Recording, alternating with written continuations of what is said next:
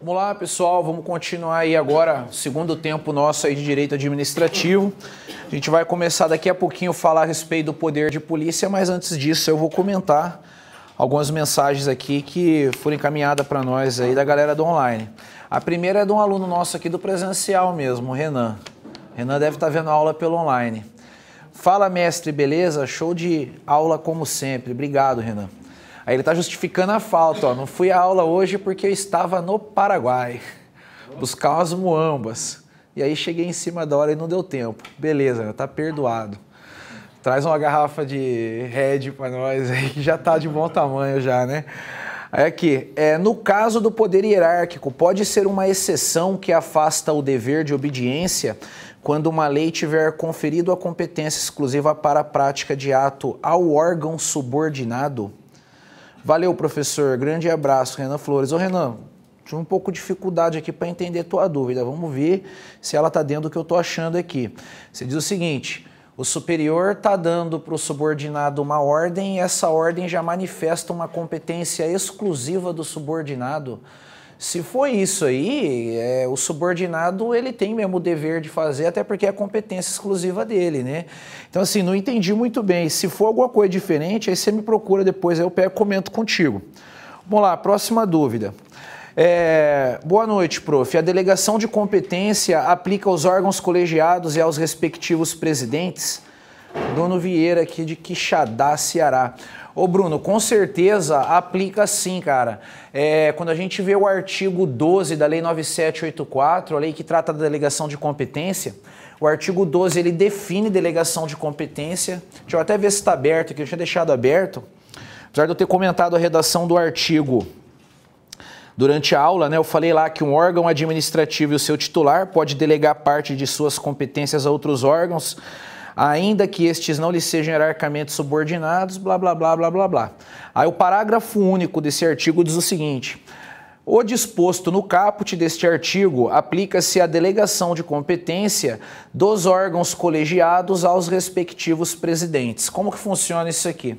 Quando a gente tem um órgão colegiado, como por exemplo um tribunal, né, um órgão composto por várias autoridades ali, o regimento do órgão colegiado, ele define as competências do colegiado e as competências do presidente do órgão colegiado. As competências do presidente geralmente têm natureza administrativa. O presidente ele é um administrador. Então ele vai definir quando que vai ter uma sessão daquele órgão colegiado, ele vai ter o poder de polícia ali dentro daquela sessão, né? Ele que dá a palavra para as partes ali. E a competência do órgão colegiado, né, ou melhor, as competências do órgão colegiado são em relações à matéria que aquele órgão trata. Por exemplo, vamos pegar o STF. O STF é a última instância do Poder Judiciário brasileiro. Então, as questões judiciais é de competência do colegiado do STF, do Pleno. O presidente do STF é um administrador do STF, só isso. Só que, segundo a lei, pode acontecer de o órgão colegiado delegar algumas competências do próprio órgão colegiado para o presidente do tribunal. Então, nesse caso aí, o presidente ele vai ter a capacidade temporária de exercer algumas competências que deveriam ser exercidas pela equipe, pelo coletivo, mas ele vai substituir o coletivo porque ocorreu a delegação de competência. Isso é possível de acontecer. É como se fosse assim, a gente tem um grupinho aqui, nós três, e nós três juntos nós temos X capacidades. Individualmente mudou as nossas competências. Aí a gente decide se reunir e fazer o seguinte, ó, tudo que nós três podemos fazer, ou melhor, parte do que nós três podemos fazer juntos, o Paulinho vai poder fazer sozinho durante um período de dias. Ao invés de ser nós três, só o Paulinho temporariamente vai ter essa capacidade. Tá tranquilo, pode acontecer sim. Vamos lá, outra dúvida aqui, né? Gilberto. Professor, grande abraço aqui do Rio. Valeu, Gilberto. Abraço para você também. Toma cuidado aí, meu irmão. O Rio de Janeiro tá embaçado, hein? Toma cuidado aí, meu irmão. Cuidado com onde você anda, pá. Fica dentro de casa estudando, não fica botando a cara na rua, não. Você pode, por favor, dizer novamente a diferença entre revisão e fiscalização? Vamos lá, comparando um com o outro. Fiscalizar. Fiscalizar é ficar vendo o trabalho do subordinado. Vamos falar de uma forma bem simples, atividade visual. O subordinado está lá trabalhando e o superior está olhando para ver se o trabalho está sendo bem feito.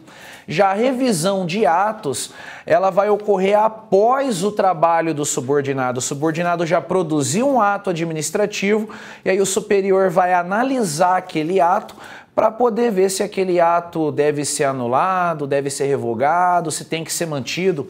Então, fazendo um paralelo de um com o outro, a gente pode entender assim: a fiscalização é uma atividade realizada durante a atuação administrativa.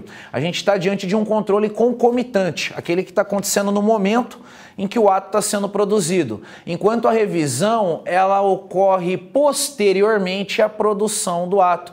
A gente vai ter um controle posterior aí na revisão, para comparar um com o outro, diferença básica aí de um para o outro, né? Mas durante a aula, é claro, né, eu peguei e falei de forma mais simplificada. Fiscalização, acompanhar o trabalho do subordinado, enquanto a revisão é o controle, né, o controle posterior dos atos do subordinado. Olha, aqui o mais importante não é diferenciar revisão de fiscalização, ô Gilberto, não é o mais importante. O mais importante é você saber que revisar e fiscalizar são prerrogativas do superior hierárquico e saber quais são as consequências da revisão. Aí é que está a importância mesmo. Eu nunca vi nenhuma questão de prova cobrando a diferença dos institutos, mas é fácil, né? Revisão, controle posterior, fiscalização, controle permanente, controle concomitante. Vamos lá. Próxima dúvida. Erivanda. Eu já conversei com essa Erivanda aí, hein? Acho que é aluna nossa. É ela mesmo, do Belém do Pará lá. É ela mesmo, história triste aqui. Oi, passando para dar um oi para o prof. Valeu, Erivanda. Oi para você também. Ah, prof, eu não consegui dar continuidade ao concurso da Polícia Civil do Pará. Fiquei no TAF. Porra, que foda. Para você ver, né? Nunca deixe de treinar junto com os estudos. Valeu o que deu para aprender a lição. Vamos com tudo rumo à PRF e treinando desde já a parte física também. Um abraço, Wanda, Belém do Pará. Eu sinto muito, né, pelo acontecido com a colega aí, né? Estudou, pô, é foda, a gente estuda, vai bem na prova objetiva e depois fica numa outra etapa. Coisas também que acontecem durante o concurso. Por isso, pessoal, o Marcelo Adriano falou um negócio no TAF de ontem lá, que foi feito aqui com o pessoal, que eu achei muito legal. Ele pegou e falou que a preparação para o TAF, né, a gente tem que estar pronto já na época da prova ali para primeiro lugar. Quando sai o edital, nosso maior pensamento ele tem que estar na prova objetiva. É um problema de cada vez, a gente tem que estar pensando na prova objetiva.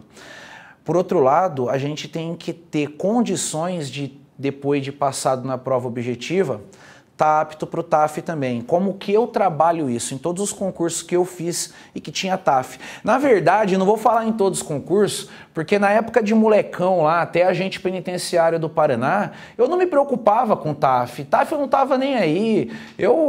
Quantos quilos você pesa, Kryptonita? 71. Eu era mais magro que o Kryptonita, meu irmão. Porra! Eu tava capa da gaita. Você acha que quem é magrão? É nóis, né, Kryptonita? Mora no coração. Vai ver. Tava lá, a capa da gaita, meu irmão. Eu pesava 62 quilos, velho. Porra. Como que eu ia me preocupar com o TAF? Eu fazia assim, eu fazia o controle do vento. Eu olhava o vento, tá indo pra tal lado. Eu pegava assim, dava uma corrida, pegava impulso, abria a orelha. Já era, né? Fazia o TAF. No concurso do DPEM federal, que foi onde, assim, já estava com um pouco mais de peso, né? Aí a gente começa a se preocupar com isso aí. A minha estratégia na época foi a seguinte: eu não era do estudo, não era voltado para estar estudando. Então, antes do concurso, eu estava num ritmo de atividade física bem pesado. Eu fazia jiu-jitsu, fazia musculação e ainda saía para correr. Na época, a minha corrida era assim: eu pegava, saía na rua de casa, para cima ou para baixo, hoje vai ser para cima. E saía correndo ali sem rumo, não ia para pista nada, corria 1 hora e meia. Então eu falei, eu tô tranquilo. Quando chegou a época de estudar para a prova, aí eu parei de treinar, parei totalmente e só estudei. Foi 2 meses estudando pesado ali. Em 2 meses, é claro, como não treinou nada e fica só dentro de casa estudando, a gente engorda um pouco, é natural a gente acumular um pouquinho de gordura, ficar mais lento, mas pode ter certeza, em 2 meses estudando, ninguém vai ganhar 10 quilos, por exemplo, não. Não é assim que acontece. Você vai ganhar no máximo uns 3, 4 quilos e isso aí dá para perder logo se você tem um condicionamento físico bom, se já teve antes. Aí peguei, corri atrás depois da prova objetiva, né, de melhorar o condicionamento físico e passei com tranquilidade. O TAF do DPEM também não é o TAF mais complicado do mundo. Mas eu tive a experiência de domingo agora e com vocês fazer o TAF e olha só, eu que me considero, é o que como eu me vejo no mundo. Eu me considero de condicionamento físico razoável. Meu condicionamento é razoável. Na corrida de 12 minutos... eu fechava a prova para passar, mas eu morri. Eu sei o estado que eu fiquei internamente depois daquela corrida. E detalhe, na sexta-feira eu tinha feito a corrida de 7 km. Aquelas corridinhas que você vai. Tranquilo. A perna dói um pouquinho, você já corre meio assim. Bem lento. Aí para de doer, você dá aquele tirão. Agora, na corrida de 12 minutos, para você conseguir concluir ela, você passa 12 minutos em alta velocidade. 12 minutos. O coração, ele fica assim o tempo todo. O meu é foda, bate mesmo. Pulmão, eu não sei se a galera observou enquanto o Marcelo Adriano falava lá da prova depois, eu ficava tossindo, não conseguia segurar, era toda... Foi foda, foi foda.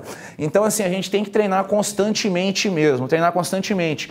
E a gente tem que se conhecer. Eu posso ser condicionado, por exemplo, para fazer o crossfit lá com o pessoal da academia, mas lá a gente não corre 12 minutos. Lá a gente pode fazer 150 burpee, é uma coisa. Cansa pra caramba. Quem conhece o exercício sabe o que é o burpee.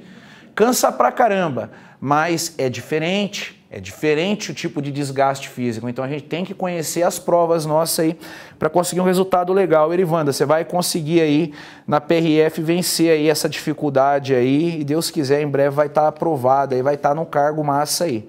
Tamo junto. E para fechar aqui tem uma mensagem do Lucas. Professor, aula top, valeu. Melhor professor de Direito Administrativo do Brasil. Ô, louco, aí valeu pra caralho, né? Opa, vamos lá. Tomara que eu saiba responder só a pergunta agora, né? Sobre o poder disciplinar, quando o senhor não valeu, quando o senhor falou servidores públicos seria em sentido amplo, ou seja, todos os agentes públicos. Vamos lá, primeiro detalhe aqui, quando eu falei servidor público, de fato eu falei de servidor público em sentido amplo, só que servidor público em sentido amplo não significa todos os agentes públicos. Servidor público em sentido amplo vai alcançar isso aqui, ó, SP de servidor público. Aqui a gente vai ter o estatutário, que é o cara que tem cargo público, a gente vai ter o empregado público, que é quem tem emprego público, e a gente vai ter aqui também o temporário. Moral da história, a regra não vai alcançar, na verdade, né, fazendo um desmembramento, quando a gente fala de servidor, a gente não está considerando o particular com vínculo. O particular com vínculo, ele entraria na categoria do agente público chamado particulares que age em nome do poder público, né? O particular vinculado ali ao poder público. Ali que entraria o contratado, a pessoa que foi contratada, já a expressão servidor público só vai alcançar esses 3 aqui. Então, cuidado para não confundir a coisa aí. Toma cuidado com o jeito que você definiu aqui. Servidor público em sentido amplo representa uma parte dos agentes públicos. Agente público é uma coisa muito maior, porque quando a gente pensa em agente público, a gente considera o político não entra aqui, a gente considera toda essa galera aqui e a gente ainda considera os particulares que agem em nome do Estado, o que não é considerado aqui agora. Então tomar cuidado. Beleza, pessoal, vamos agora aí para o poder de polícia. O poder mais facinho de todos, mas em contrapartida é o mais cheio de regra também. Poder de polícia. Olha, a primeira observação aqui a respeito desse poder que a gente vai estudar agora é a seguinte. Quando a gente fala em polícia, é muito natural na cabeça do leigo já pensar naquela figura daquele combatente do crime, né? O cara que combate o crime. Já vai pensar no policial militar, vai pensar no policial civil, no policial federal e daí por diante. Pessoal, essa ideia não é a ideia que deve ser levada aqui nesse momento da aula. A gente, quando está falando de polícia aqui, a gente está falando também das autoridades que combatem o crime, mas fora essas autoridades, a gente está falando de várias outras autoridades públicas. Autoridades que atuam em áreas que não tem nada a ver com o combate ao crime. Se o assunto aqui fosse só ligado a crime, não era um assunto que era eu que ia estar ensinando, ia ser um assunto que ia estar sendo passado aí para vocês pelo professor pequeno, porque é a cara dele mexer com o negócio de crime aqui.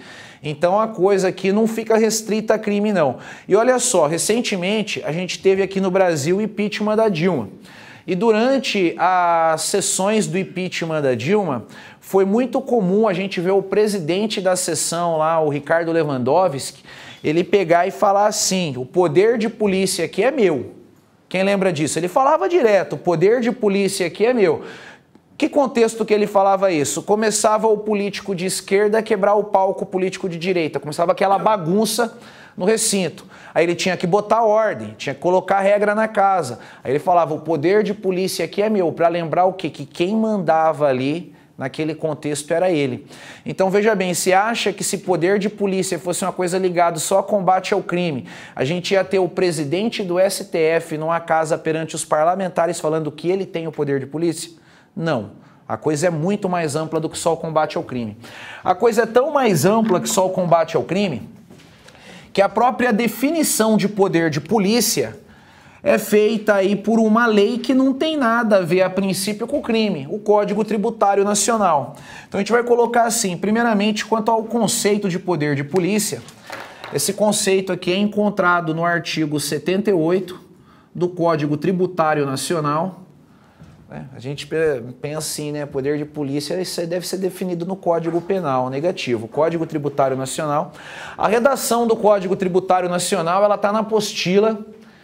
Quem tem a apostila aí tá tranquilo, quem não tem a apostila é muito fácil, joga no Google lá, né, Código Tributário Nacional, aí abriu a lei, dá um Ctrl F lá, artigo 78, é bom que você já treine informática, né, para que serve o Ctrl F? Para pesquisar alguma coisa.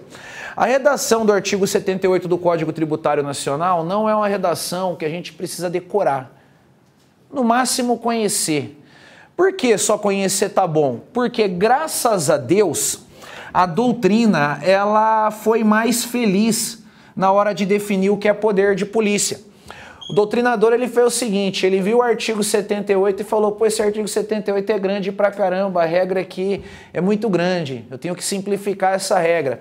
E ele conseguiu formular um raciocínio simplificado, onde a gente consegue entender com mais facilidade a definição e dá para nós a capacidade de ver a regra do artigo 78 do Código Tributário numa prova e entender que está falando de poder de polícia. Então eu recomendo aí que o foco seja na definição de poder de polícia apresentada pela doutrina. Essa aqui eu vou colocar no caderno nosso. E vamos fazer referência aí ao doutrinador. A regrinha que a gente vai ver agora, ela veio aqui de um cara chamado Eli Lopes Meireles, ele que inventou essa definição. Essa definição desse cara já caiu em um monte de prova de concurso de um monte de banca. O cara é como se ele tivesse sido genial na hora de definir o que é poder de polícia. E aí ele falou o seguinte, vamos lá, ele fala que o poder de polícia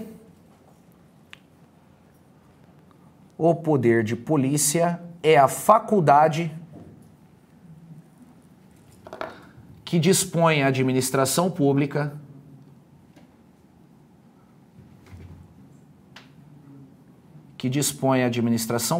para, dois pontos, aí vamos lá, condicionar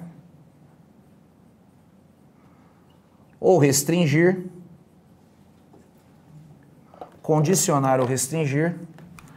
o uso e o gozo de bens, atividades e direitos. Bens, atividades e direitos individuais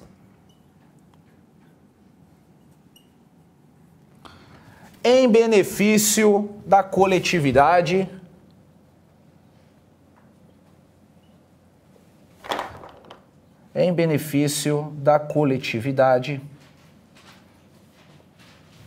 ou do próprio Estado.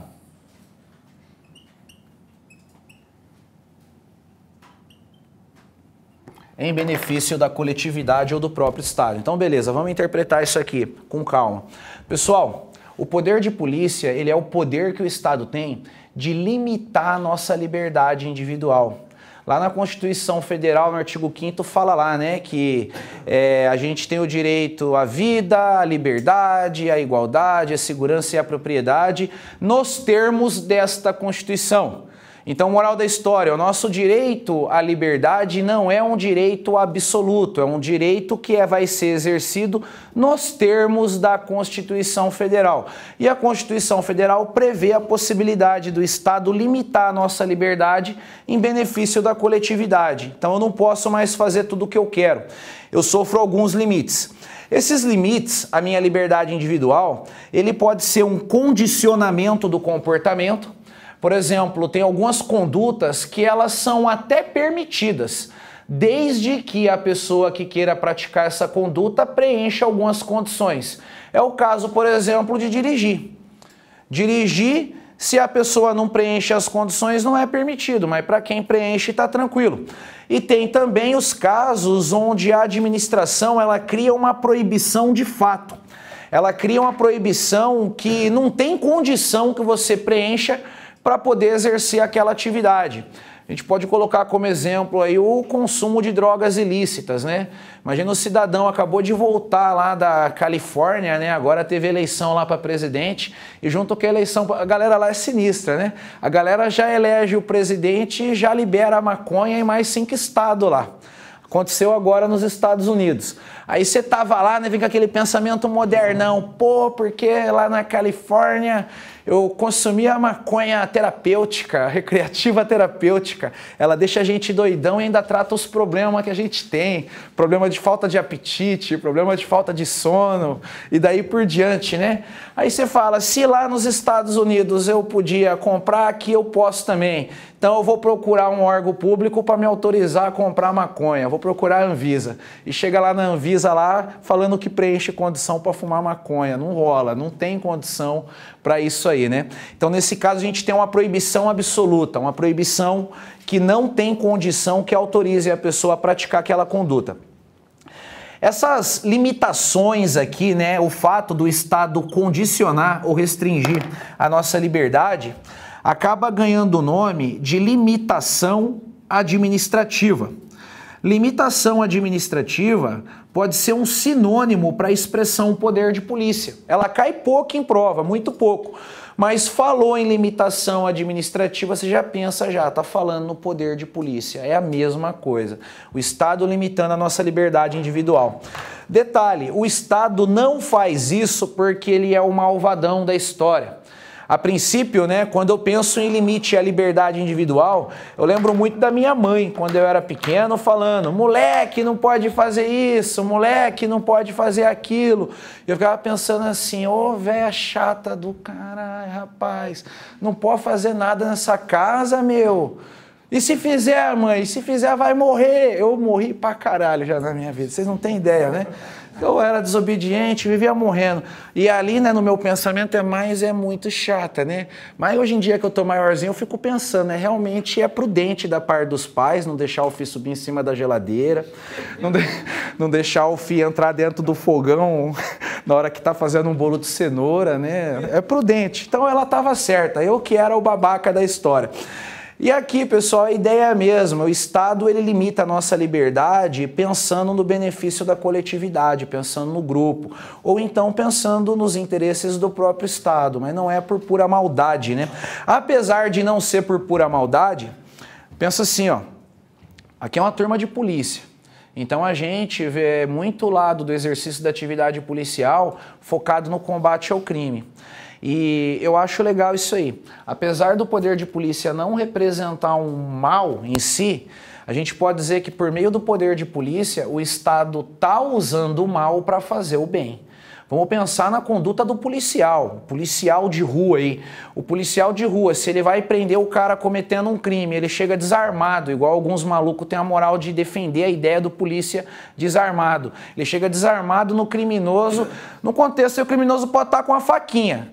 Chega no criminoso desarmado, ô filho, pelo amor de Deus, para de cometer crime, você podia... tá fazendo bem, rapaz, você é um cara bacana, um cara inteligente, assim, você é bonito, meu filho, podia ser modelo, pá, você vai ficar aí fazendo crime, não sei o quê. Meu, não adianta, o polícia vai tomar 10 facadas no meio da cabeça, o polícia que fizer isso aí. Para ele poder combater o crime, o que ele vai ter que fazer? Vai ter que pegar uma arma, apontar para a cara do miliante, vai ter que gritar, vai ter que atuar com energia. Moral da história, ele vai ter que parecer o malvado da história, igual a Globo defende, né? O polícia é o malvado da história. Ele vai ter que fazer essa aparência de malvado. Agora vamos lá, ele está sendo malvado porque ele quer? Não, ele está sendo malvado para defender a coletividade. Não dá para a gente defender o mal, na verdade, lutar contra o mal só por meio de condutas assim que tecnicamente são boas. Às vezes a gente, para defender, né, o que é certo, a gente tem que agir de forma agressiva. É agora que eu defendi aí a cintada que minha mãe dava em mim, ela exercia legal o poder de polícia. Mas cresci com saúde, né, tenho um trabalho maneiro, né, então foi bom para mim isso aí. A gente pode fazer uma analogia dessa forma aí. Tem até um filme que eu assisti uma vez quando eu era moleque, Van Helsing, o Caçador de Monstros, faz tempo, hein? Na introdução desse filme, quando o narrador lá está apresentando quem é o tal do Van Helsing, ele fala que o Van Helsing é um braço esquerdo de Deus na Terra. Quem que é esse tal de Van Helsing? Ele é um caçador de entidade demoníaca, mano. É vampiro, lobisomem, o que tinha de ruim ele caçava e matava. E por que o narrador falou Van Helsing é o braço esquerdo de Deus na Terra?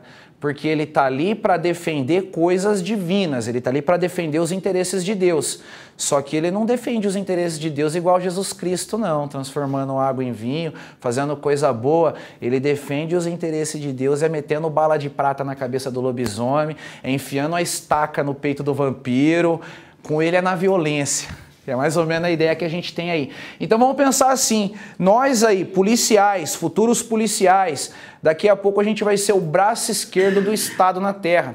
Por meio da nossa atuação, o Estado vai fazer o bem de uma forma que muitas vezes pode ser interpretada pela mídia e pela sociedade como sendo mal.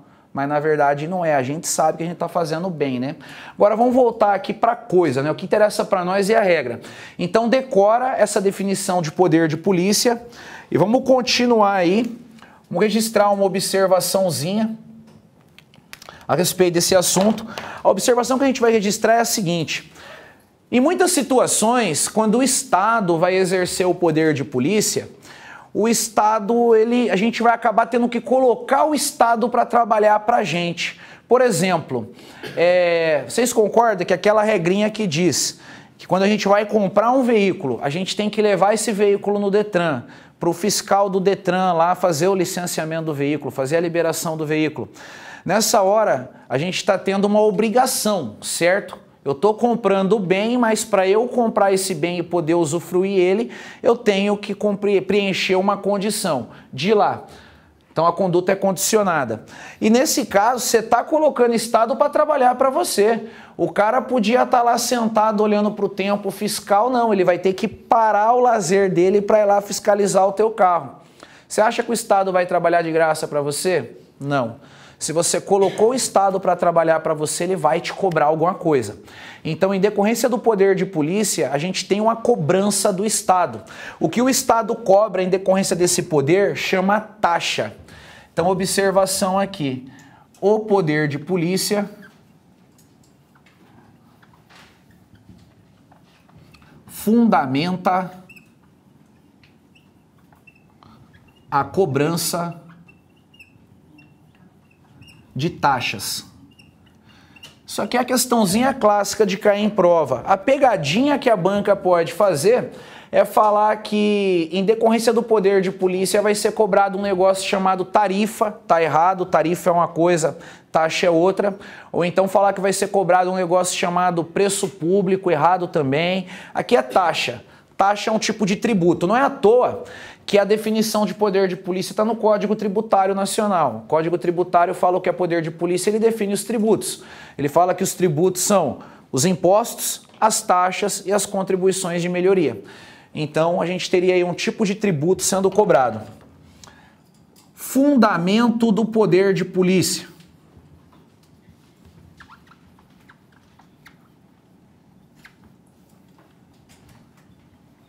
Vamos lá. Pessoal, o fundamento do poder de polícia vai ser o chamado poder de império do Estado.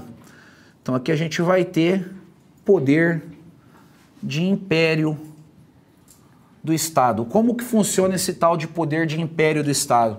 Pessoal, bem simples. No passado, né, na época da monarquia, para nós isso é passado, apesar de ter país ainda que vive essa realidade aí, da monarquia, mas vamos tentar pensar numa monarquia do tempo medieval mesmo, aquela monarquia de filme que a gente assiste. Naquele período, né, onde a gente tinha a monarquia absolutista, o rei, ele tinha poder total, ele falava o que pode, falava o que não pode, dane-se, não precisava de lei, a palavra do rei era lei. Se tivesse uma lei escrita e o rei decidisse não aplicar aquela lei para alguém, ele falava, para essa pessoa não aplica a lei, acabou, ele manda em tudo. Então o imperador, o rei, ele tinha o poder de dizer o que pode e o que não pode. Hoje em dia, a figura do imperador é substituída pelo Estado. A gente não tem mais um rei pessoa física, um cidadão, né, com esse título. A gente vai ter a instituição Estado fazendo o papel de rei. Então o Estado, ele exerce um poder de império, né? Ele vai ter uma relação onde ele é o imperador e o administrado é considerado um súdito. Moral da história, dentro dessa relação, o administrado, ele é obrigado a se submeter ao poder de polícia, independente dele concordar ou não. Aqui a gente tem que ver o Estado como um rei e o administrado como um súdito. O rei manda, o súdito obedece, simples assim. Então a gente tem aqui o poder de império. Além do poder de império, a gente pode citar também como fundamento do poder de polícia o poder extroverso do Estado. Que palavrinha feia, né? Poder extroverso do Estado. Pessoal, vamos tentar interpretar isso aqui na simplicidade. Essa expressão aqui, extroverso, se eu pegar só a inicial aqui, esse prefixo estro, vamos jogar ele para o feminino que a gente fica mais familiarizado com ele. No lugar de estro, vamos pensar em extra. A palavra extra dá a ideia daquilo que está fora ou daquilo que está dentro? Que está fora. Então aqui a gente vê o alcance do poder de polícia. O poder de polícia é um poder que alcança quem está fora da administração pública. Alcança quem está fora da administração pública. E aí vamos lá, quem é que está fora da administração pública? Particular. O alcançado pelo poder de polícia são os particulares. Alcança os particulares. Então o poder de polícia, ele não é para servidor público, ele é para particular. Aí fazendo uma comparação, ó, vamos comparar rapidinho o poder hierárquico, o poder disciplinar e o poder de polícia em relação ao alcance desses poderes. O poder hierárquico só alcança servidor público, não alcança particular. O poder disciplinar alcança servidor e alcança particular com vínculo. Então o poder disciplinar tem um alcance misto. E o poder de polícia só alcança particular. Ele não vai alcançar o servidor na condição de servidor. Ele vai alcançar qualquer pessoa na condição de particular. Então, relação administração e administrado.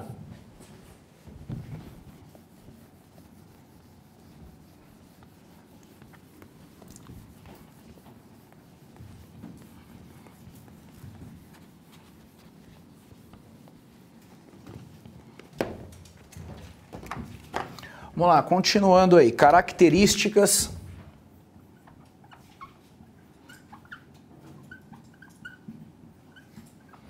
do poder de polícia. Pessoal, o poder de polícia, ele tem as seguintes características. ele é discricionário, então vai ter a característica aí da discricionariedade. Já a gente vai pegar e vai ver como que funciona essa tal discricionariedade. O poder de polícia, ele também é imperativo. Então a gente vai ter a característica da imperatividade. O poder de polícia é autoexecutório. Aí aparece aí a autoexecutoriedade. E o poder de polícia é coercitivo. Então a gente vai ter a característica da coercitividade. Tá aí as 4 características, né, ou atributos aí do poder de polícia. Então vamos lá, vamos primeiro comentar aí a tal da discricionariedade, como que funciona esse negócio aí. Pessoal, discricionariedade significa o quê mesmo? O quê? Poder de escolha, né? Mais ou menos isso. Aquela definição precisa mesmo. Qual é? Começa com liberdade dentro da lei. Essa é a definição padrão que a gente vê em livro de direito. Pessoal, uma observação, nem anote isso aí, só a título de conhecimento. Eu estava vendo esses dias atrás no dicionário, decidi ver no dicionário o significado da expressão discricionariedade. O dicionário, ele não vai dar uma definição jurídica, ele vai dar uma definição que seria pertinente para qualquer área do conhecimento, né? Enquanto que essa definição que a gente usa de liberdade dentro da lei é uma definição jurídica, afinal de contas, a gente está estudando direito. Mas segundo o dicionário, se você pegar o Aurélio lá para ver, discricionário é um poder ilimitado, é um poder que não sofre condições. Essa interpretação da expressão discricionariedade, ela é utilizada quando a gente vê as características do governo, por exemplo. O governo é discricionário, enquanto a administração não é. Por que o governo é discricionário? Porque ele não sofre limitação. O governante ele pode mudar a Constituição.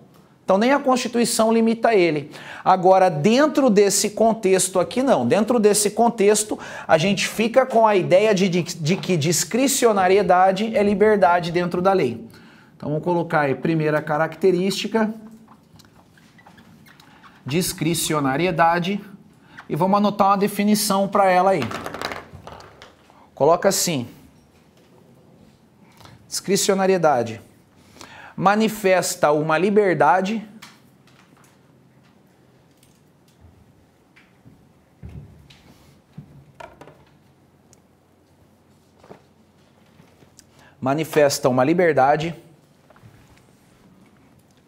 que as autoridades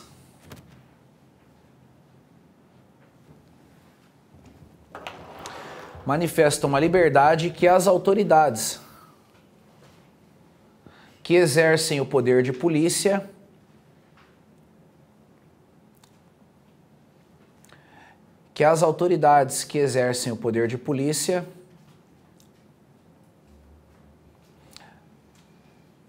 têm de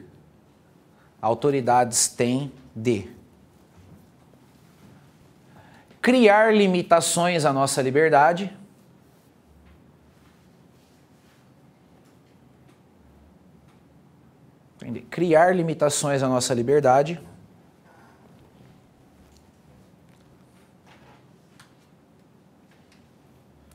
vírgula, extinguir uma limitação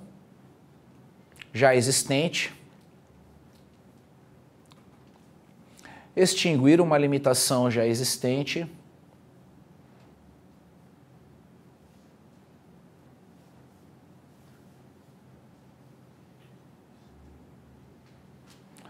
vírgula,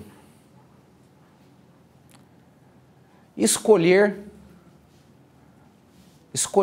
a penalidade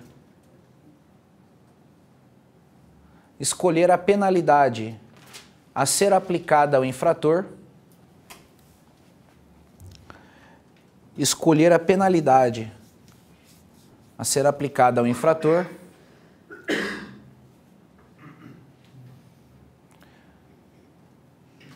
e quantificar a pena. Vamos analisar isso aí. Pessoal, olha só, analisando aí a aplicação da discricionariedade no poder de polícia. Em primeiro lugar, interessa para nós duas regrinhas. Por meio do poder de polícia, o Estado tem o poder de inventar uma limitação à nossa liberdade, ele inventa uma limitação que não existia, e ele também tem o poder de extinguir limitações que já existem no momento. Eu comentei aí a respeito da maconha, né? Então vamos pegar o mesmo exemplo aí. Hoje em dia se debate muito no Brasil essa possibilidade de legalização da maconha. É que o Brasil é um país bem conservador, né? Eu acredito que esse debate ainda vai rolar muito tempo. Eu acho assim que depois que liberar em tudo quanto é estado dos Estados Unidos lá, aí depois de uns 20 anos pode ser que a coisa seja liberada aqui. Até lá é um comportamento proibido, tá tranquilo. Mas pode vir a ser liberado esse tipo de comportamento. Um exemplo se dá com o lança-perfume. Há alguns anos atrás, a Anvisa ela edita uma portaria, né, que define o que é droga ilícita. Até, vamos lá, vamos lembrar do penal lá, quando uma norma do direito penal ela tem que ser complementada por outra norma. Como é que chama essa norma mesmo? Norma penal em branco, isso aí. Quando a norma penal em branco ela é complementada por uma norma que é produzida por um órgão diferente da norma penal em branco, como que é o nome do complemento mesmo? Heterogêneo. Aí a galera tá sabendo, hein? Agora eu também tô, hein? Vamos lá então. Aí olha só, nessa portaria da Anvisa, que define o que é droga ilícita, há alguns anos atrás a Anvisa tirou da portaria o tal do lança-perfume. Então, temporariamente, ficou liberado o consumo de lança-perfume no Brasil. Ficou liberado um tempinho. Mas, passado pouco tempo dessa edição dessa portaria, a Anvisa editou uma outra portaria, incluindo novamente o lança-perfume como sendo uma droga ilícita. Então, a gente vê o Estado com o poder de decidir o que é proibido e, ao mesmo tempo, ele tem o poder de extinguir uma proibição e tornar aquele comportamento permitido. Aí vamos lá, o que mais importa da discricionariedade vai estar relacionado às duas últimas situações que a gente registrou no caderno. Por meio do poder de polícia, em algumas situações, a lei vai dar uma liberdade para a autoridade de polícia decidir a respeito da pena que vai ser aplicada ao infrator. Por exemplo, vamos supor uma situação onde um fiscal de vigilância sanitária, ele está fazendo a fiscalização dele e a lei pega e fala assim, ó, para tal infração, o fiscal pode aplicar uma multa ou ele pode interditar o estabelecimento ou ele pode multar mais interditar. Então veja bem, nesse caso aqui, o fiscal tem essas três opções, ou ele multa, ou ele interdita, ou ele multa e interdita. Então ele vai ter que fazer uma escolha. Dentro dessas três opções, o que eu posso fazer? Vamos supor que o fiscal optou pela mais grave, ele optou por multar e interditar.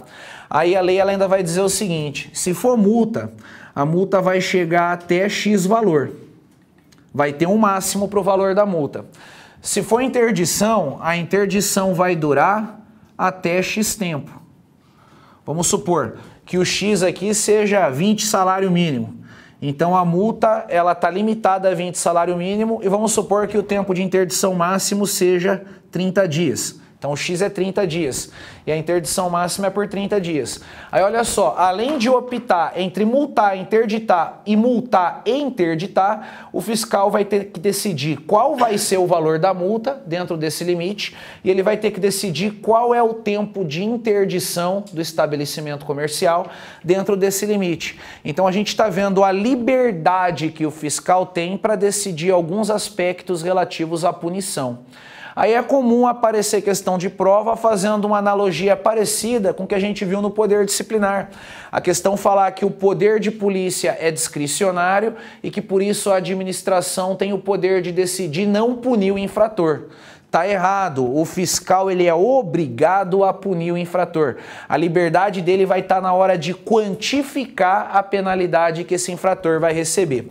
Agora um detalhe, apesar de a discricionariedade ser uma regra, essa regra comporta exceção. Tem situações em que o poder de polícia é vinculado. Então, exceção, poder de polícia pode ser vinculado. Isso vai acontecer quando o fiscal não tem liberdade nenhuma para decidir a respeito da pena que vai ser aplicada ao infrator. A gente pode exemplificar isso aí com regra de trânsito. Ó. A gente pegar aquela regrinha que fala lá, passar no sinal vermelho. Vamos considerar que a pessoa está passando no sinal vermelho dentro da velocidade permitida. A infração é só furar o sinal vermelho. Furar o sinal vermelho, pessoal, vocês estudam o trânsito mais do que eu, então vocês têm que saber. Eu, na verdade, nem estudo o trânsito. Eu só estudo o trânsito quando chega as multas lá em casa. Aí eu vejo qual foi a regra que eu violei. Furar o sinal vermelho é uma infração que dá quantos pontos na carteira? 7. Então o fiscal de trânsito não tem o poder de decidir a respeito da quantidade de pontos que a pessoa vai sofrer. A lei fala, tal infração é tantos pontos na carteira e já era. Além disso, a multa que decorre de furar um sinal vermelho, o valor dela é variável ou é fixo? Fixo. Então o fiscal também não pode decidir a respeito do valor da multa.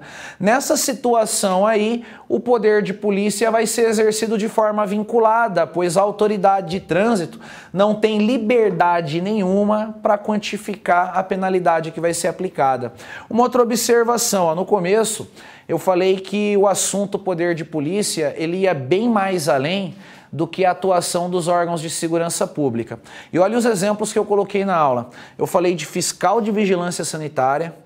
A vigilância sanitária não limita a liberdade individual? Eu quero montar um boteco, vender coxinha no meu boteco. Coxinha, aquele negócio lá, que é massa de batata, né? Dentro dele lá tem carne. E na minha coxinha eu quero que tenha carne de gato. Eu posso vender a coxinha carne de gato? Não, não posso. Por que não? O bichinho tão bonitinho daquele, rapaz. Será que a carne não é gostosinha? Né? Mas não pode vender a coxinha de carne de gato. Então a gente vê a vigilância sanitária limitando a liberdade do empresário que atua nessa área. Outro exemplo, eu quero construir um imóvel. Para eu construir um imóvel, não tem que ter um alvará da prefeitura? Tenho. É uma condição para a construção. Então a gente vê aí novamente o exercício do poder de polícia. Regra de trânsito é limitação da nossa liberdade individual. Então a gente vê aí o exercício do poder de polícia. Vamos lá. Segunda característica do poder de polícia. Ele é imperativo, né? Imperatividade. Anota aí o que significa imperatividade. Coloca assim. O poder de polícia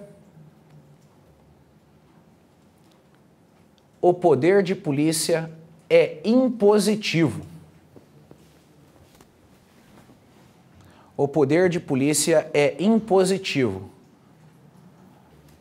Vírgula, ou seja, vírgula novamente. Não depende da concordância,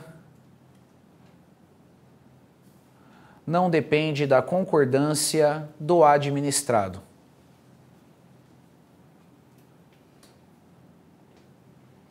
Não depende da concordância do administrado. Não interessa se o administrado concorda ou não com a limitação criada pelo Estado. O administrado é obrigado a obedecer. Lembra daquela ideia de poder de império, relação imperador e súdito. Nesse momento, o Estado manda e o administrado obedece, independentemente dele concordar ou não. O administrado tem até o direito de falar que não concorda, mas ainda assim ele é obrigado a obedecer. É igual o cinto de segurança, né? Eu mesmo tenho um monte de colega que fala, pô, pra que cinto de segurança para dirigir na cidade? Eu não concordo. Não concorda, mas usa, porque se não usar e o fiscal ver, tá ferrado, né? Então não interessa a nossa interpretação da regra. Vamos pegar aí a terceira característica do poder de polícia, a autoexecutoriedade.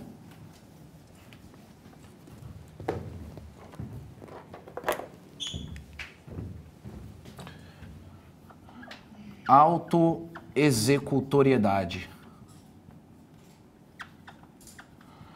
Vamos lá, primeiro anota uma definição aí, coloca assim. A execução dos atos de polícia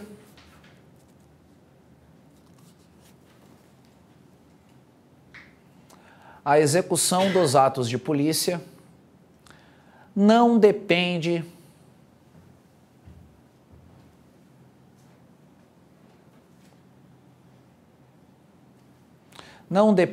de autorização do Poder Judiciário. A execução dos atos de polícia não depende de autorização do Poder Judiciário.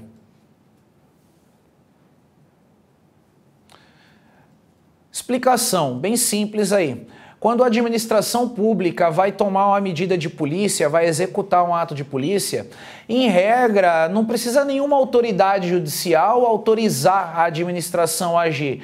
A própria autoridade de polícia, que integra a administração pública e não o Poder Judiciário, tem o poder de executar a regra de polícia. Um exemplo, vamos pegar aí a apreensão de um veículo. Você passou no concurso da PRF, beleza, tá trabalhando lá, tranquilão, vai fazer uma blitz de trânsito e aí você se depara com um veículo todo irregular e segundo a legislação aquele veículo tem que ser apreendido. Aí você comunica o dono do veículo, ó, seu veículo vai ser apreendido. O dono do veículo, ele é um advogado fodão.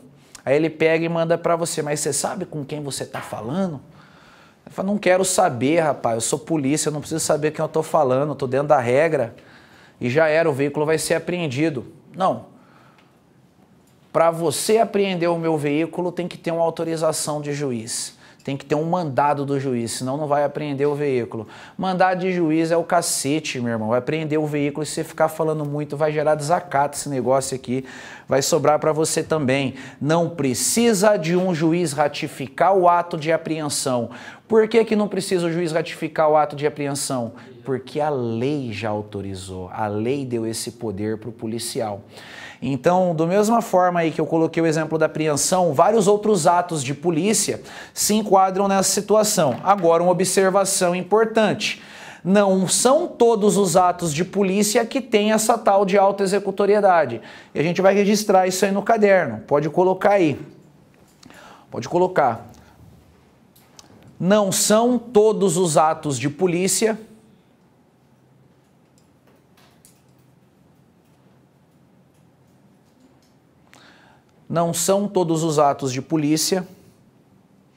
dotados de autoexecutoriedade.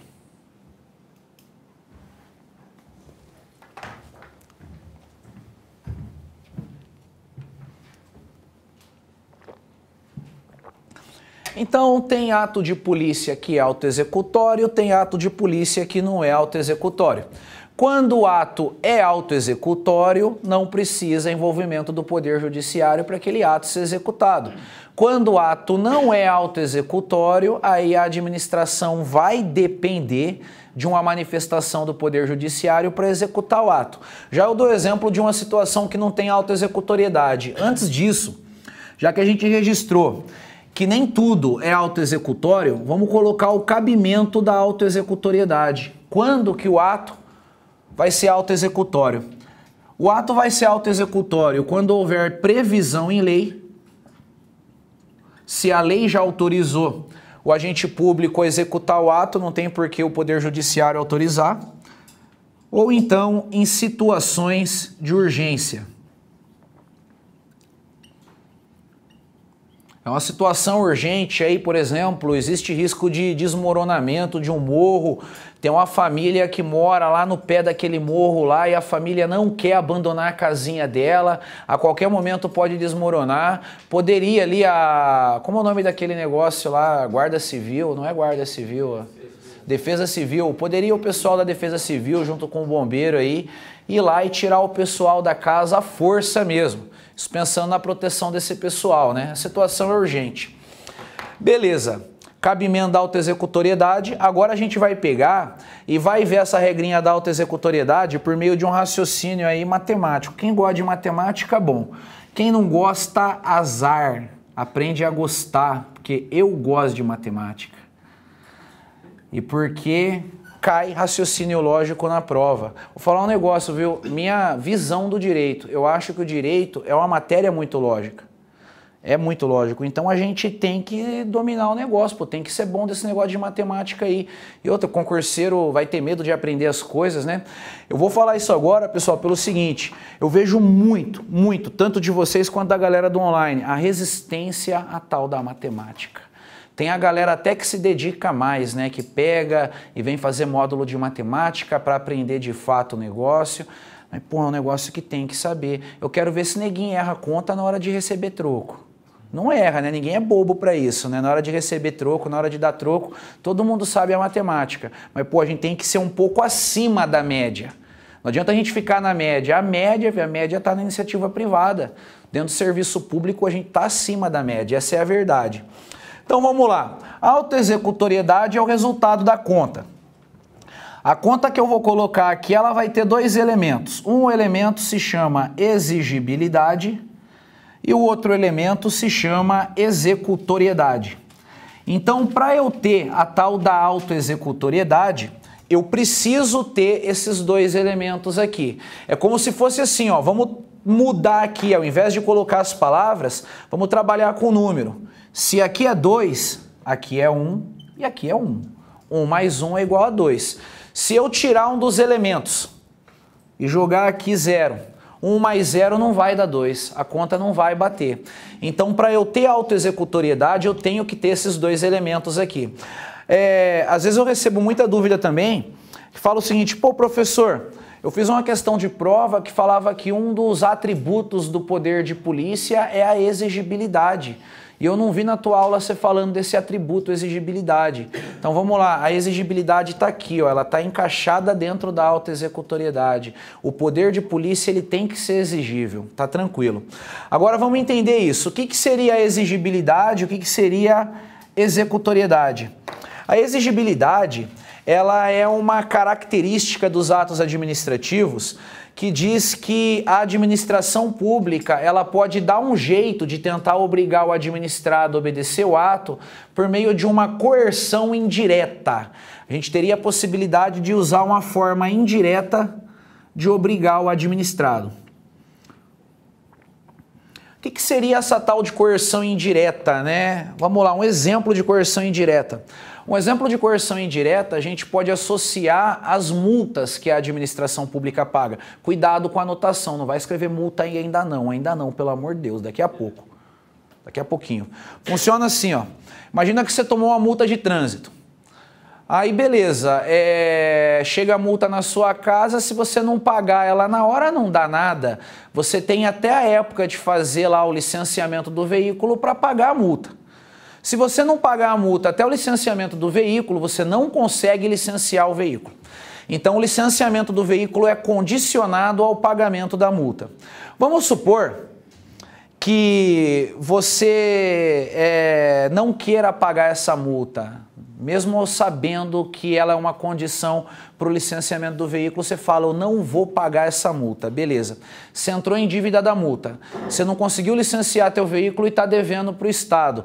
Poderia alguma autoridade pública bater lá na porta da sua casa lá e falar, eu vim receber aquela multa lá que você não pagou. Aí você fala, não, mas eu não tenho dinheiro, não tem dinheiro é o cacete, meu irmão, aqui é polícia, mão na parede, abre a carteira aí e já pega a carteira e vê lá, a multa era duzentão, tá aqui, tirei duzentão de você. E toma aí, a multa foi recebida. Agora você não deve mais nada para nós. Poderia acontecer isso aí? Imagina na hora, o PRF fazendo uma multa de trânsito em vocês, aí ele já mandando já, aí cidadão, vai pagar essa multa aqui agora, já. Ô, meu, não tenho dinheiro, não tem dinheiro é o cacete, meu irmão. Vamos tirar esse step do seu carro aqui, ele vale uma multa. E já era. Não existe isso. A autoridade pública ela não pode receber a multa diretamente, ela depende dessa boa vontade do administrado. E a administração pública, sabendo disso, ela tenta inventar mecanismos que vai colocar na cabeça do administrado que ele tem que submeter à regra. No caso, em exemplo, a coerção indireta não é a multa. A coerção indireta é a regra que fala que o licenciamento do veículo depende do pagamento da multa. Se eu não pagar a multa, eu não licencio o meu veículo. Aí beleza, se eu quero andar limpo, se eu quero andar obedecendo as regras de trânsito, eu vou ser obrigado a pagar a tal da multa. Então a multa, ela é um exemplo de um ato que é executório, mas não é... Desculpa, é um ato que é exigível, mas não é autoexecutório. Isso que é importante. Até pode pegar e colocar exemplo de exigibilidade. Multa. E aí coloca, para não fazer confusão, pelo amor de Deus, coloca aqui, multa não é autoexecutória, ela é exigível, mas ela não é autoexecutória.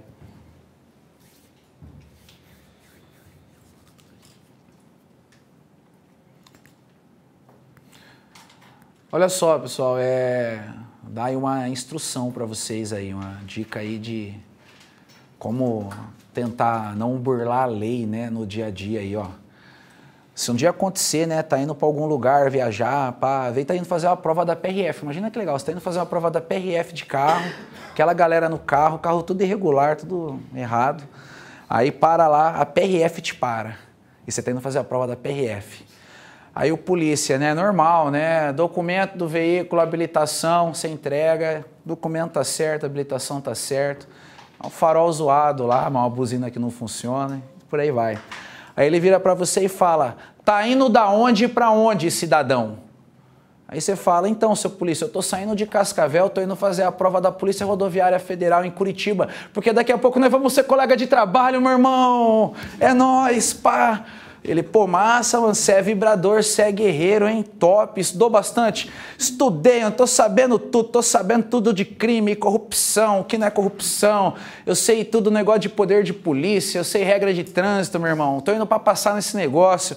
Ele, muito bom, já que o senhor sabe da regra, o senhor sabe que o senhor não está cumprindo a regra e que em função do não cumprimento da regra, o senhor tem que tomar uma multa aqui agora. Porra, seu polícia. Daqui a pouco nós é brother e você tá com essas palhaçadas pro meu lado. E a brothersagem, né? Nós vamos tomar cerveja junto daqui uns dias. Aí eu vou falar na roda lá, você é o polícia que fica fazendo multa pros brother, mano. Tá de sacanagem, né? Ele a lei é pra todos. Você ainda não é nada. E se fosse, ia tomar a multa também. Você fala, tá bom, seu polícia. Beleza. O senhor tá na razão. Não vou discutir com o senhor. É o seguinte. Eu não gosto de dever pra ninguém. E eu tô devendo pro senhor agora. Estou devendo para o senhor aqui, eu não gosto de dever. Então eu queria saber se eu pagar a multa agora para o senhor, tem algum desconto aí? Por exemplo, a multa é 200, se eu der 100 conto aí, morre a multa, o senhor me dá um recibo, o pai já era. Ou então fica na confiança, nem precisa de recibo, na brothersagem. E aí, será que cola, né? Será que cola? Isso que você estudou, que é a corrupção, né? Mas tá valendo, né? Pelo amor de Deus, vai fazer um negócio desse não. Vai falar, foi o professor Facchini que falou. Aí eu tô ferrado, né? Pessoal, uma característica da exigibilidade. Todos os atos de polícia têm esse atributo. Então, exigibilidade nunca falta. Essa aqui está sempre presente. Agora, vamos para a executoriedade. A executoriedade vai estar relacionada com a aplicação da coerção direta ao administrado. Ou seja, a administração pública vai lá e aplica a punição ela mesma, sem depender de poder judiciário. Ela vai lá e pune a pessoa. Então a gente vai ter aqui a coerção direta. Um exemplo seria a apreensão, né, de mercadorias, de veículos e daí por diante. Essa tal de executoriedade, ela não está presente em todos os atos de polícia. Ela está presente em alguns. Só nas situações previstas em lei ou nas situações de urgência. Então, como eu não tenho executoriedade sempre, eu não tenho sempre a tal da autoexecutoriedade. A gente pode dizer que todos os atos de polícia são exigíveis, mas nem todo ato de polícia é executório. Ó, pessoal, só voltando para aquele exemplo da multa. Eu comecei o raciocínio, mas eu acabei que não concluí de forma adequada. Quando a pessoa toma multa, se ela não pagar a multa após a época do licenciamento do veículo, essa pessoa vai estar em dívida com a administração. Para a administração receber essa dívida, ela vai ter que entrar com uma ação judicial contra o particular que foi multado para executar aquela multa. Se a gente vai ter uma ação judicial para executar a multa, moral da história, o pagamento da multa vai depender de um ato judicial. Por isso que a multa não é autoexecutória. Se eu pagar ela de boa vontade, beleza, não tem juiz na história. Se eu ficar devendo a multa, vai ter que chegar uma hora que a administração tem que entrar com o processo judicial. Aí morreu a tal da autoexecutoriedade. Por quê? A autoexecutoriedade é não depender de um juiz para executar o ato administrativo. Fechou. E aí o último atributo do poder de polícia, né, ou melhor, a última característica desse poder vai ser a coercitividade ou coercibilidade, vai dar no mesmo.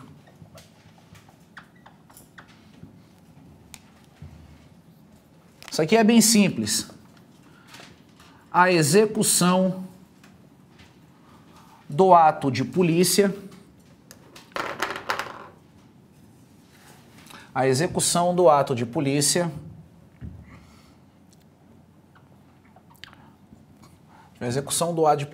pode ser feita por meio do uso da força.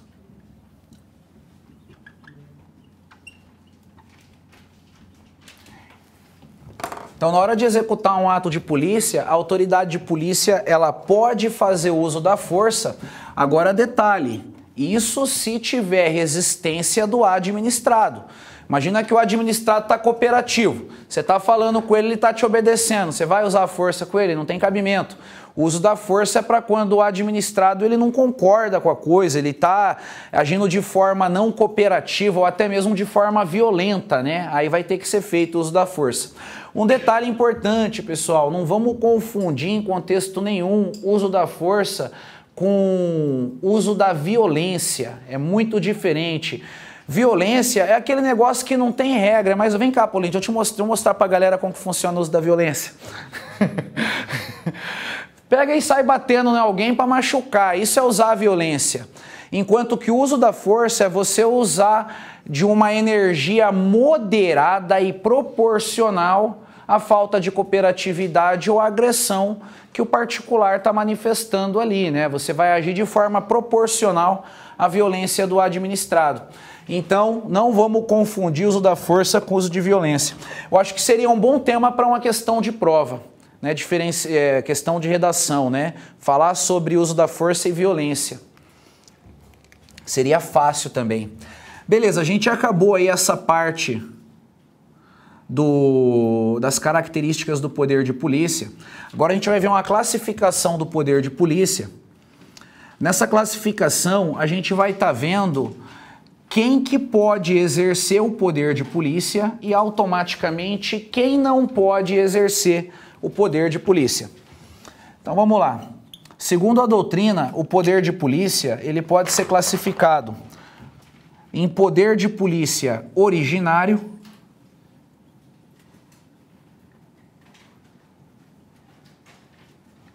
e poder de polícia delegado.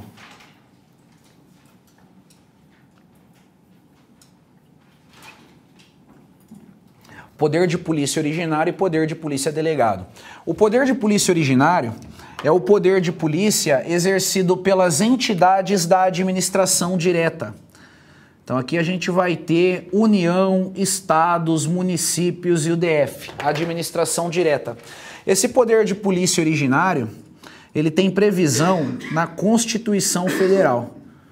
A Constituição Federal que vai determinar quais são os poderes de polícia que cada entidade da administração direta tem. O poder de polícia delegado é o poder de polícia exercido dentro da administração indireta, mas detalhe, aqui não é qualquer entidade da administração indireta. Quem exerce esse poder aqui são as pessoas jurídicas de direito público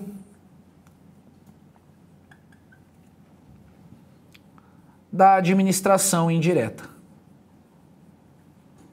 Ou seja, quem é que entra aqui mesmo? Autarquia e fundação pública quando a fundação é criada por lei, que aí ela é pessoa jurídica de direito público. E as pessoas jurídicas de direito privado da administração indireta não exercem poder de polícia? Não. Não exerce o poder de polícia. Para exercer o poder de polícia, tem que ser pessoa jurídica de direito público. Sempre. Porque quando eu falo que a administração direta exerce, eu tenho que lembrar que todas as entidades da administração direta são pessoas jurídicas de direito público. Quando eu falo da administração indireta, eu só tenho pessoa jurídica de direito público.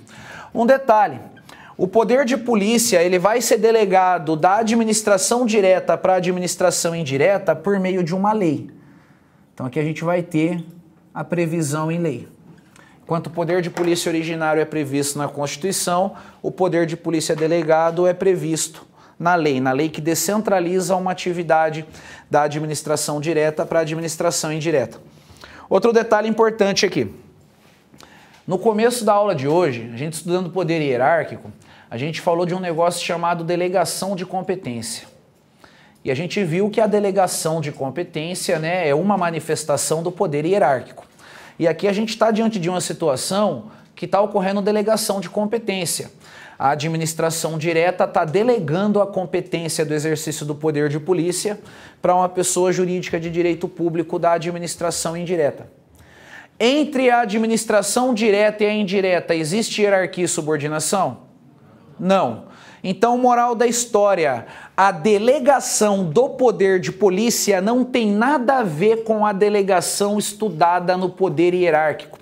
O poder de polícia e o poder hierárquico não combinam em nada, é que nem tentar misturar óleo com água, vai ficar um para cada lado ali, não tem mistura. Tanto é que o poder hierárquico é para alcançar quem está dentro da administração. O poder de polícia é para alcançar quem está fora da administração.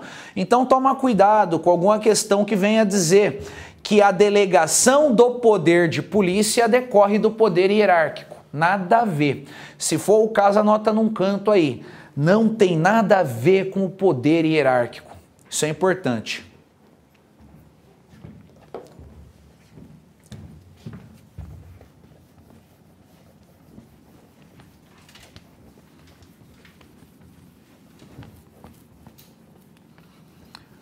Vamos lá, a gente registrou aí quem exerce o poder de polícia, agora já vamos aproveitar o embalo e registrar quem não exerce esse poder de polícia, né? Vamos lá, não pode exercer o poder de polícia.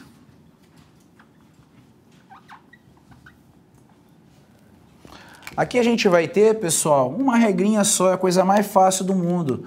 Não pode exercer o poder de polícia pessoas jurídicas de direito privado. Quem são as pessoas jurídicas de direito privado? Quem? Isso, essa era o que eu achava que eu não ia ouvir, eu ouvi, que massa. Falou em pessoa jurídica de direito privado, a gente vai ter aqui algumas entidades da administração indireta. Aí dentro da administração indireta a gente vai ter a fundação pública, a empresa pública e a sociedade de economia mista. E além da administração indireta a gente vai ter particulares. Particular também é pessoa jurídica de direito privado. O particular não pode exercer o poder de polícia. Inclusive, tem uma questão que o CESP apresentou uma vez falando o seguinte, falando que a pessoa que coloca cerca elétrica em volta da sua casa para garantir a proteção da família ali, está exercendo o poder de polícia. Está errado, nada a ver.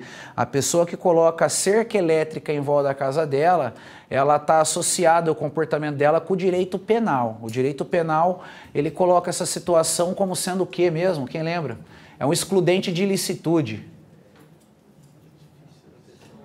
Vamos lá, vamos lembrar os excludentes de ilicitude. Legítima defesa, estado de necessidade, exercício regular de direito e estrito cumprimento do dever legal. É um exercício regular de direito. É aí que vai caracterizar o uso da cerca elétrica. Não tem nada a ver com o poder de polícia. Isso, tal do ofendículos, né? Vai entrar lá no estado de necessidade. Estado de necessidade não.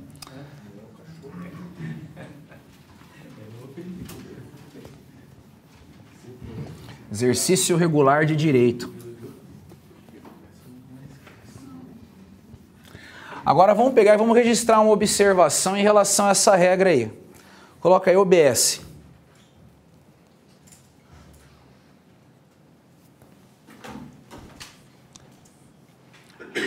Põe assim, apesar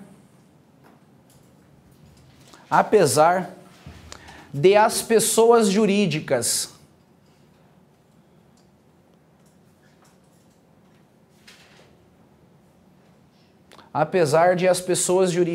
de direito privado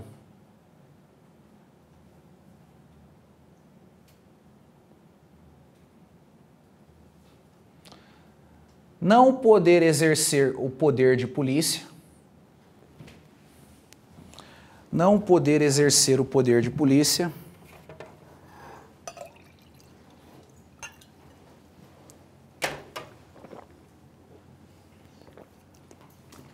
vírgula, o STJ, o Superior Tribunal de Justiça, o STJ entende que algumas fases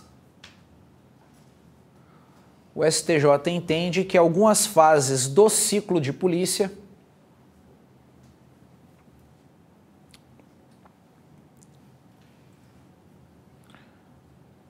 aí abre parênteses aí e coloca consentimento e fiscalização. O STJ entende que algumas fases do ciclo de polícia, entre parênteses, consentimento e fiscalização, pode fechar o parênteses, pode ser exercida,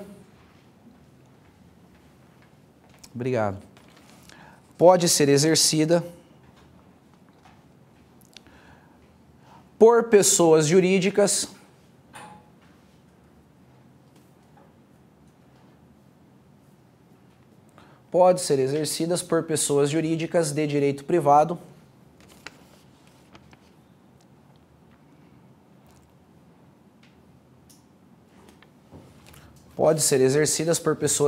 de direito privado da administração indireta.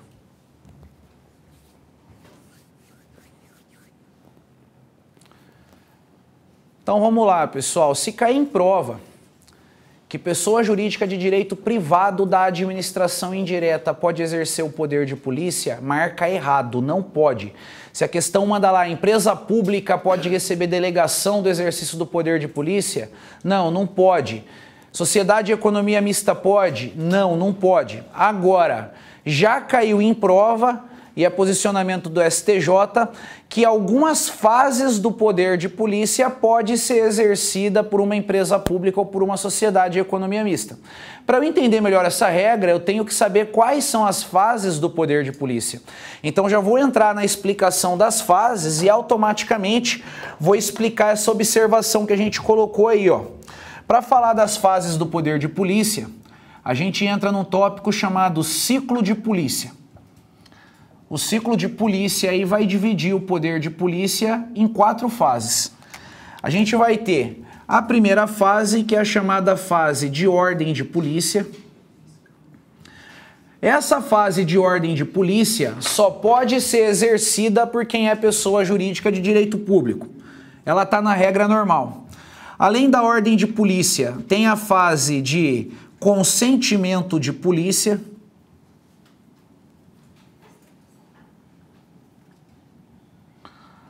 Além da fase de consentimento, tem a fase de fiscalização de polícia.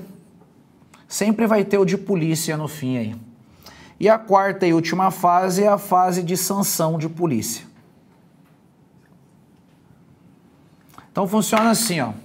Considerando essas fases, considerando essas 4 fases, para o STJ, a fase de consentimento e a fase de fiscalização pode ser delegada para uma empresa pública e para uma sociedade de economia mista.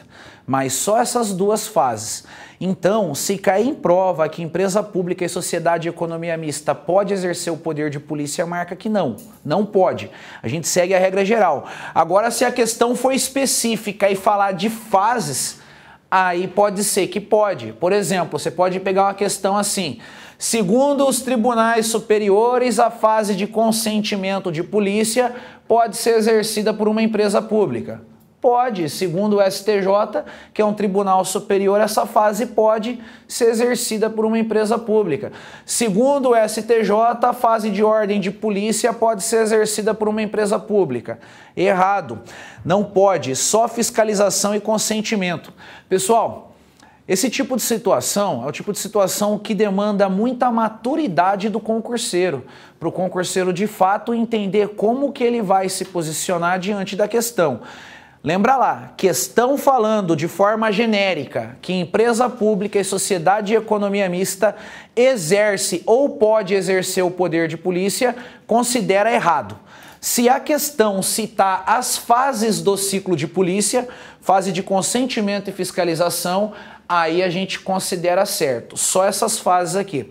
Inclusive aqui em Cascavel, o CETRANS, o órgão de trânsito municipal aqui, na verdade, não é um órgão, é uma empresa pública. O CETRANS é uma empresa pública aqui em Cascavel. E vamos lá, o CETRANS, ele aplica punição para quem viola as regras de tráfego aqui do município? Não, ele não aplica punição para ninguém, pessoal. Para aplicar punição tem que estar na fase de sanção. E a fase de sanção é só pessoa jurídica de direito público. Então, como que o CETRANS não pune se ele dá umas multas? Eu mesmo já tomei já. Como que ele não pune? Não pune, pessoal. Na verdade, o que o CETRANS faz é uma notificação. O CETRANS ele está no campo fiscalizatório. Aí ele encontra a irregularidade, é como se fosse o cagueta. Tem alguém do CETRANS aí? É o cagueta, né? O cara do CETRANS ele tá lá para caguetar. Mas faz parte, tem que ser. Aí ele vai lá, vamos, na hora tal, no dia tal, fulano, o carro tal, com a placa tal, estava estacionado onde não deve. Ele tá lá fazendo o registro das caguetagens dele. Depois daquele registro de caguetagem, vai para um órgão da administração direta e esse órgão da administração direta converte isso tudo em multa. Então o CETRANS ele está na fiscalização, ele não está na atividade de multar. Beleza, então, foi registrada a observação aí. Vamos ver se a gente consegue pelo menos fechar aqui o ciclo de polícia. Só uma observação. Tem alguns exercícios aqui do assunto para a gente responder, mas fica para a próxima aula. Deixa eu terminar todos os poderes, terminando todos os poderes na próxima aula, ainda antes do intervalo a gente pega e faz os exercícios. Então vamos lá, vamos colocar uma definição de ordem de polícia. O que é ordem de polícia? A ordem de polícia representa a criação da limitação.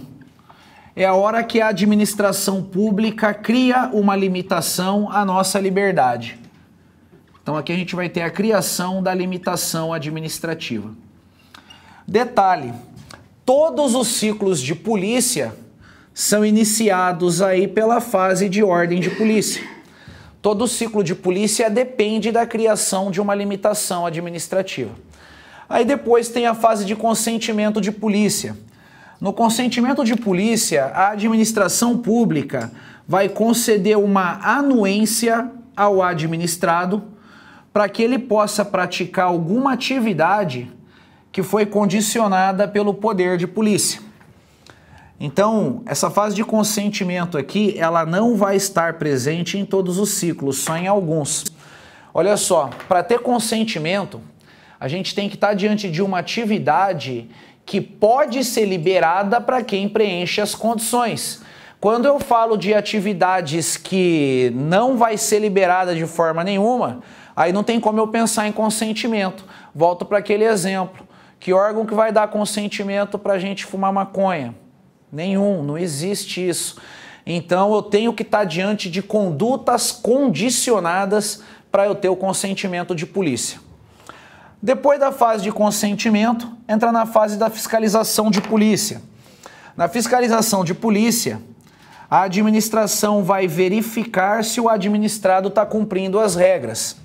Então aqui vai ser verificar o cumprimento das regras. Essa fase de fiscalização vai estar presente em todos os ciclos de polícia. Se a administração inventar uma proibição, ela vai ter que fiscalizar para ver se não tem ninguém praticando a conduta que foi proibida.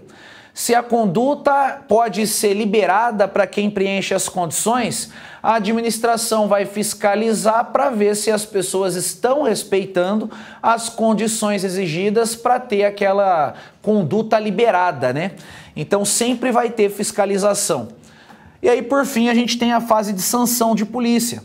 Na sanção de polícia, a gente vai ter a aplicação da punição a quem viola a regra.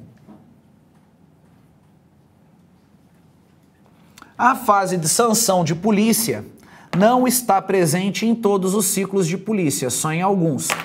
A fase de sanção, ela depende do resultado da fiscalização. Imagina que você é o fiscal. Você fiscalizou e encontrou irregularidade. Você vai aplicar punição. Se você fiscaliza e não encontra nenhuma irregularidade, você não vai aplicar punição. Então não dá para garantir, né, que toda fiscalização vai gerar uma punição. Daí essa diferença aí. Pessoal, aqui eu recomendo que vocês façam o seguinte: memoriza as 4 fases, né? Decorar elas é importante, o título, e decorar qual é a consequência de cada frase. Porque tem questão que inverte, a questão manda assim: na fase de fiscalização de polícia, a administração vai aplicar a punição ao administrado. Essa daí o leigo pode até cair. Imagina lá, o fiscal pune, mas ele não pune em decorrência da fiscalização, ele pune em decorrência da fase de sanção de polícia. Então, muito cuidado para fazer a associação correta. Isso aqui exige uma decorebinha da gente aí. Pessoal, vamos lá. O próximo tópico aqui, a gente vai colocar só o título dele, ainda dentro do poder de polícia. Na próxima aula, a gente volta aqui para falar da prescrição não, meios de atuação.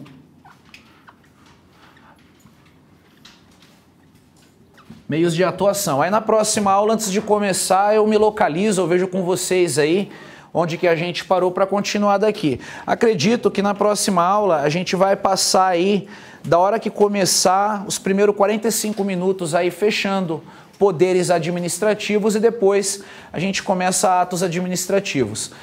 Antes de ir embora, pessoal, rapidinho, deixa eu só comentar aqui algumas dúvidas que mandaram, jogo rápido. Prof, e os outros poderes, discricionário e vinculado? O senhor vai falar deles separados? Abraço, Rodrigo de Ji-Paraná, Rondônia. Vamos lá. O Rodrigo perguntou um negócio aqui que o pessoal pergunta muito. Geralmente em livro de direito administrativo, quando o autor apresenta os poderes, eles falam também em um tal de poder discricionário e poder vinculado. Os editais de concurso não cobram essas definições. Não pede poder discricionário e vinculado. Lá pede os 4 poderes que eu coloquei no quadro. Eu vou tratar do assunto poder discricionário e poder vinculado dentro de atos administrativos. Para entender atos, eu preciso conhecer essas definições. E detalhe, eu não concordo, e tem vários autores que também não concordam, com a afirmação de que esse tal de discricionário e vinculado é poder. Isso aí não é poder. Isso aí está mais para obrigação do que para poder. Está mais para dever. Tem vários autores que falam, não deveria ser poder, e sim dever. E a última aqui, acredito que a dúvida foi respondida durante a aula. O colega perguntou, boa noite, prof, meu nome é Vitor Franco. Eu estou em Aracaju, Sergipe, daqui uns dias eu estou em Aracaju também. A gente vai dar aula aí dia 3 ou dia 4. Massa. O cara pergunta, o poder de polícia pode ser delegado a um particular? Foi respondido que não pode, né? O particular não exerce poder de polícia. Beleza, pessoal? Boa noite para todo mundo. Bons estudos aí, que a semana está começando, né? Que mané descansar o quê? Deixa para descansar depois que morrer. E tamo junto aí. Quem quiser tirar alguma dúvida, fica à vontade.